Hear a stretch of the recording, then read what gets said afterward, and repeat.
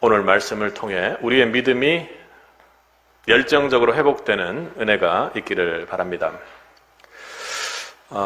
여러분, 코로나 시대에 또 가장 어려운 삶의 문제 중에 하나를 생각해 본다면 삶 전체가 마스크를 끼고 그리고 통제되는 상황 속에서 무기력한 삶을 살게 되었다는 것입니다.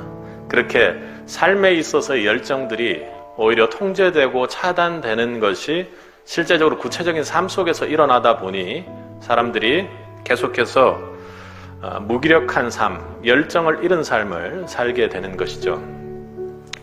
믿음도, 신앙생활도 이와 비슷했던 것 같습니다. 신앙생활의 열정, 믿음의 열정을 폭발적으로 내보일 만한 만남이나 교제, 그리고 교회에서의 예배, 기도 등이 통제된 상황들이 되다 보니 그것이 어디로 한번 강하게 뻗어나가야 될지를 모르는 그런 상황이 됐습니다. 여러분, 믿음의 삶, 신앙의 삶은 열정이 없다면 아무것도 할 수 있는 것이 없습니다. 여러분들이 경험해 보시면 알 것입니다. 그러니까 열정이 없다면 하나님의 구속 역사가 전혀 써질 수 없다라는 것이죠. 왜요? 하나님은 그 구속 역사에 사람을 통해서 그 역사를 써나가시기 때문입니다. 역사 속에서 이루어졌던 명작 그리고 큰 사건들은 열정의 산물입니다.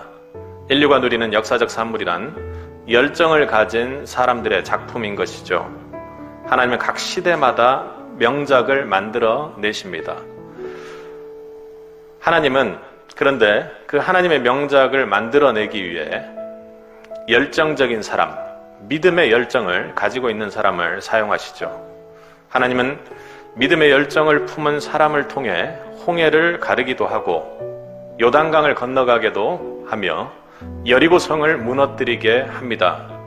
그리고 골리앗을 무너뜨리게 하고 우상을 섬기게 만드는 사단 마귀와의 전쟁에서 승리하게 합니다.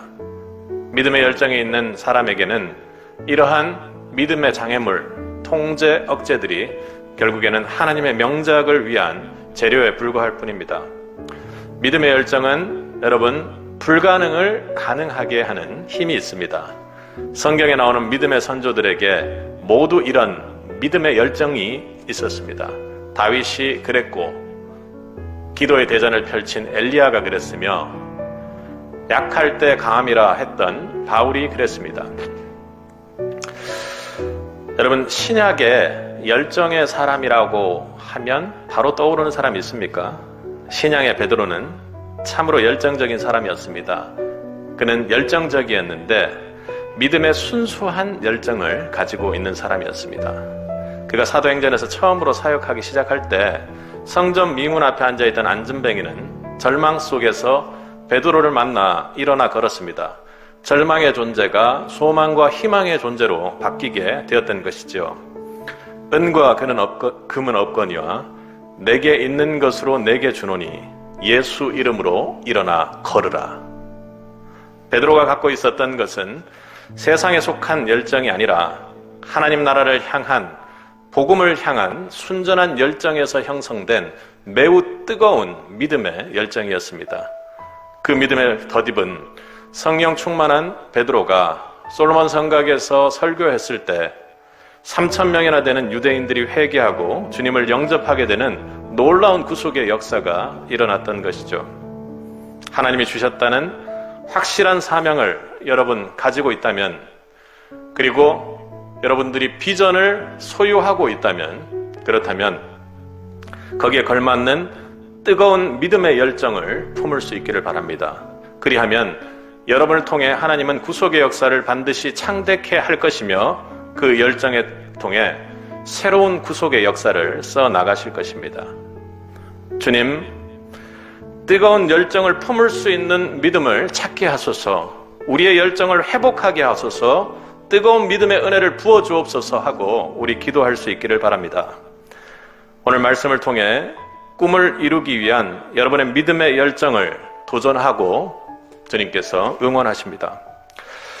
신약 베드로의 순수한 열정이 있었다면 구약에서 믿음의 열정을 소유한 대표적 인물 중에 한 사람이 바로 오늘 본문의 주인공 갈렙입니다. 그는 불같은 열정, 그리고 청년의 믿음을 소유한 사람이라고 우리는 이렇게 평가를 하죠. 오늘 본문의 여호수아는 모세의 명령에 따라 약속받은 땅을 나누는 일을 하고 있었습니다. 유다 지파의 제비뽑기에 앞서 갈렙은 여호수아에게 한 가지 제안을 했죠. 참으로 놀랍고 깜짝 놀라게 하는 내용이었습니다. 그는 거인 아낙 쪽의 거주지인 헤브론 땅을 달라는 것이었습니다. 아낙 쪽은 거인이었죠. 그들은 강력한 힘과 무기를 바탕으로 조건이 좋은 아주 좋은 장소를 점령하고 있었습니다. 헤브론은 젊은 용사뿐만 아니라 모두가 거기 가서 싸우기를 꺼려하는, 정복을 피하는 장소였죠. 하나님이 정복하라고 말씀하셨음에도 불구하고요. 현실적으로 보면 도저히 실현 가능성이 없고 그리고 피하고 싶은 곳, 그곳을 갈렙은 요구했던 것입니다. 갈렙은 이스라엘 백성 중에도 가장 나이가 많은 사람에 속합니다. 10절을 보면 그는 85세라면 어때요? 어떻게든 남은 여생을 잘 마무리해야 하는 그런 것을 고려할 나이입니다. 우리 군대에서 말년에 떨어지는 낙엽도 조심해야 된다고 하는데 떨어져 있는 낙엽조차도 조심해야 될 나이일 수 있습니다. 또한 그는 가나안을 정탐했던 대표적인 리더였죠. 그는 다른 사람보다 사실은 더 좋은 곳을 달라고 배분해달라고 했을 때 그 누구도 뭔가 이의를 제기할 수 없을 정도의 자격이 있던 사람입니다. 그는 대표적인 리더였고 분배받을 자격이 있는 사람이었죠. 그런데 그는 모두가 정복을 피하며 포기했던 아낙 쪽의 거주인 기랏 아르바 헤브론을 도전하는 그런 청년의 믿음을 가졌던 것입니다. 여러분, 세빗이 도전하는 일은 사실 인간적인 생각으로는 도저히 상상할 수 없는 일입니다. 개척의 길이 우리 인간적으로 힘들고 어렵다는 것, 그것뿐만 아니라 어떤 가능성으로 봤을 때 아무것도 상상할 수 있는 것, 예측할 수 있는 것이 없는 상황에 그런 뿌연 곳으로 우리가 도전하며 들어가는 것이기 때문에 그렇습니다. 거기는 너무나도 척박합니다. 그것은 실제 땅이 척박해서가 아니라 우리가 볼 수 있는 것이 전혀 없기 때문입니다. 그러나 하나님께서 우리가 믿음의 도전을 하는 이 세빗 믿음의 도전에 하나님께서 축복해 나가주실 줄로 믿습니다. 성도에게 불가능을 가능케 하는 믿음이 있습니다. 뿌연 안개 속에서 빛을 바라보고 나아갈 수 있는 그 믿음의 힘이 있는 것이죠. 사람의 힘으로는 도저히 상상할 수 없는 것을 보게 하는 첫 의지적 시작점이 바로 믿음의 도전의식입니다. 갈렙에게는 이런 믿음의 도전의식이 있었습니다. 갈렙의 도전은 그렇다고 도전 자체에 목적이 있는 것은 아니었습니다. 그러니까 아무 것이나 앞서 나가 도전한 것이 아니었다라는 것이죠. 요즘 말로 나서는 도전, 나대는 도전이 아니었다는 말입니다. 흔히 말하는 자신을 나타내려는 그런 도전의식을 갈렙이 가지고 있었던 것이 아니라 그는 하나님을 향한 열정의 믿음의 도전이었습니다. 오늘 9절 10절 본문 9절 10절을 보면 그날에 모세가 맹세하여 이르되 내가 내 하나님 여호와께 충성하였은즉 내 발로 밟은 땅은 영원히 너와 내 자손의 기업이 되리라. 하나님이 이 땅의 그 땅에 대한 약속의 말씀을 하신 이후로 그리고 10절을 보면 45년 동안 여호와께서 말씀하신 대로 나를 생존케 했다고 그렇게 말하고 있습니다. 그러니까 하나님께서 약속의 말씀 주시고 45년 동안 그 약속의 말씀을 실현케 하기 위해서 나와 함께 하시며 나를 생존케 하셨다라는 것이죠. 갈렙은 하나님의 하신 말씀을 똑똑히 기억했습니다.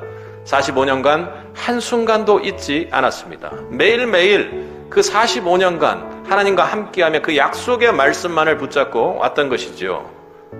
내가 밟는 땅을 영원히 너의 자손과 너에게 기업이 되게 해줄 것이다 하는 하나님의 그 약속의 말씀을 그는 잊지 않았습니다.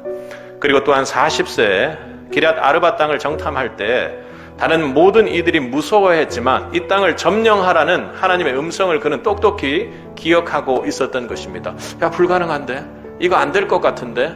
그리고 거기 갔다가 우리 다 죽을 것 같은데 하는 와중에도 하나님께서 점령하고 정복하라고 명령하셨던 그 음성을 똑똑히 기억하고 있었던 것입니다. 약속의 말씀을 여러분 기억하고 있습니까? 우리 각자에게 아마 하나님께서 또렷이 그리고 정확하게 주었던 약속의 말씀이 있을 것입니다. 잊고 계시면 안 됩니다. 여러분 잊고 있더라도 하나님은 절대 잊지 않을 것입니다. 갈렙은 하나님의 약속의 말씀을 기억했습니다. 그리고 그 말씀을 온전히 신뢰했습니다. 그는 어려운 땅 헤브론을 향한 믿음의 도전을 시작했습니다. 믿음의 도전의식은 무작정 해보는 도전과는 다른 것입니다. 성도의 도전의식은 반드시 하나님의 약속의 말씀에 근거한 도전이 되어야 하는 것입니다. 이것저것 도전해보고 경험해보는 것은 참으로 중요합니다. 그러나 도전만 하고 실패하는 인생으로 성도의 인생이 끝날 수 있음을 여러분 기억해야 합니다. 성도라면 세상의 도전, 나의 망상, 자신만의 희망사항을 도전한 것, 그리고 그렇게 가도록 내버려 두는 것을 지향할 줄 알아야 합니다. 나의 사전이 아닌 약속의 말씀에 근거한 도전이 되어야 한다는 것이죠. 갈렙의 믿음의 도전, 그것은 하나님 약속에 근거한 것이었습니다. 여러분, 나폴레옹은 내 사전에 불가능이란 없다고 말했습니다. 그는 삶 자체가 도전하는 삶이었습니다. 바울도 내게 능력 주시는 자 안에서 나는 무엇이든지 할 수 있다고 그렇게 믿음을 고백했습니다. 바울의 삶 자체도 어렵고 어려움을 건너가는 도전의 연속이었습니다. 두 사람 모두 불가능이 없다고 했지만 무엇이든지 할 수 있다고 했지만 한 사람의 도전의 마지막은 감옥이었고 다른 사람의 도전의 마지막은 면류관이었습니다. 여러분, 젊은 사람은 어렵고 모험적인 일을 삶 속에서 보면 두려움 없이 하는 경우들이 많습니다. 사실 어른들이 제지를 하지요. 그러나 나이가 들면 어렵고 힘든 모험을 회피하고 편한 일을 찾게 됩니다. 그러나 갈렙은 비록 85세의 나이지만 고난을 두려워하지 않았습니다. 왜냐하면 그는 하나님의 약속을 절대적으로 신뢰했기 때문입니다. 45년의 세월을 품고 있던 그 약속을 이제 제대로 고백하고 삶으로 살아낼 기회가 왔을 때 그의 믿음의 열정은 얼마나 떨리고 얼마나 기뻤을까요? 그는 여호수아에게 아무도 원치 않는 헤브론의 산지 땅을 분배해달라고 그렇게 강력하게 요청했습니다. 이런 불가능한 산지를 달라고 요청하는 갈렙의 열정은 무모한 도전이 아닌 것이죠. 그것은 바로 주님께서 약속했던 승리의 시작이며 축복의 시작인 것입니다. 바로 약속의 말씀을 신뢰하며 확신하며 살아온 생존해온 갈렙의 믿음의 고백이요 하나님의 약속의 말씀이 성취되는 순간인 것입니다. 여러분, 하나님이 우리에게 하신 약속이 무엇입니까? 그리고 여러분에게 약속하셨다면 하나님이 절대로 그 약속의 말씀을 소홀히 다루지 않으시고 기억하시며 그리고 하나님 편에서 그 약속의 말씀을 위해 열심을 다하고 계시다는 것 여러분 꼭 기억하십시오. 그런데 다만 우리가 하나님의 약속을 믿지도 않고 기다리지도 않고 이미 약속의 말씀이 뭔지 이미 머릿속에서 영원해지면서 사라지는 것이 문제죠. 하나님은 여전히 그가 하신 약속을 반드시 실행하시는 분입니다. 하나님의 약속을 소중히 기억하시기 바랍니다. 믿으시기 바랍니다. 그리고 믿음의 도전을 새롭게 올 한 해 시작해 나가시기 바랍니다.